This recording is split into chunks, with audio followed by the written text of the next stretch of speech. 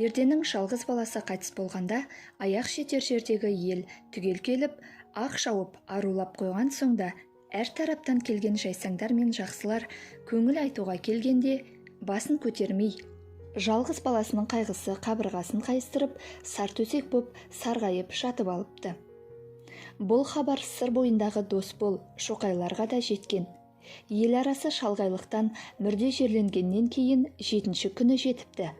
Үйге кіре аят оқып, өлгенге иман, тіріге береке тілеп, бет сипасқанда да Ерден жатқан орнынан қозғалмапты. «Уа, Ерден!» депті Досбол. «Қайғырғанда көңіліңді демейтін ағайын туыс болмаса бір сәрі. Құдайға шүкір, ойдан қырдан жапырылып ағылып келіп жатса, бұл өліктің сәні, әрі көңілге дәрі емес пе? Өлмесе қайда кетті бұрынғының кәрісі? Әлемді жалмап жұтса да, өмірінде тоймаған қара жердің талысы.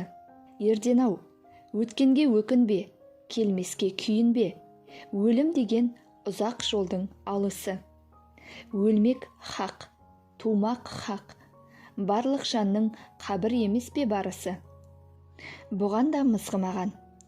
Шоқай молдас құрып отырған қалпынан ауысып, жүгіне қос тізерлеп, қамшысын мықынына таяна ұстап, аңға түсер мұзбалақтай шаңқ етіп: «Ей, батыр Ерден, басыңды көтер жерден.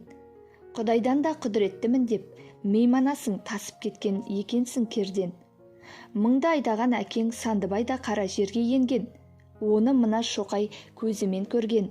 Әулие болсаң, әкеңді де, балаңды да алып қалуға әлің қане келген.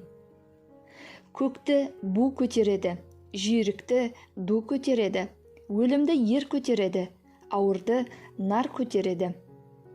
Ер емес педің, нар емес педің талай құқайды көрген. Тағы да айтамын, басыңды көтер жерден. Қонсыз беріп, пұлсыз алды, нең бар еді Құдайға берген», дейді ашына. Ерден төсегінен шүйіле көтеріліп, сартап боп сарғайған жүзін орамалымен сипап: «Уа, асып туған асылдар! Қайғырсаң да қаншама, өлі артынан өлмек жоқ. Құрдымға қайыл кеткен соң, екі айналып келмек жоқ. Көтермесем басымды, көңілім өксік қаяулы. Ардақтыларым едің аяулы, салмақтыларым едің санаулы.